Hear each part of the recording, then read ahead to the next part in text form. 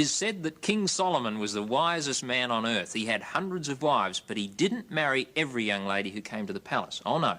The story goes that he had a little test that he would run, and it consisted of a band of silk, a circle made of silken material, and he'd hold that in front of himself like that, and he'd look at the young lady and he'd say, let's just check things out and see whether we would match.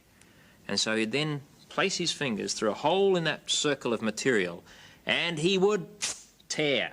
And if it tore into two circles, he'd say to the young lady, well, obviously our lives are separate and should remain so, goodbye, and she'd leave the palace. You might say, well, that's crazy, it's a wonder he ever married anybody. Wouldn't that happen every time? No, not every time. Occasionally something strange happened. He would take that circle of material and he'd place his fingers through a hole in it like this, and he would tear. But as the tear got to the other side, something very strange seemed to happen. Look at that. Not two separate circles, but this time two circles linked together. And when that occurred, King Solomon said to the young lady, it looks as if our lives may be linked together someday, but separate circles. It's not ideal. Tell you what, I'll think about it. Come back in 6 months.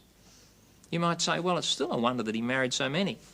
Well, the story goes that occasionally when he tore the material, something else happened. Watch this. They tear the circle, and as the tear gets to the other side, something incredible happens. Look at that. The two circles become one large circle. And when this occurred, King Solomon said, obviously our lives should become one. We are completely compatible. Let us go to the temple and be married.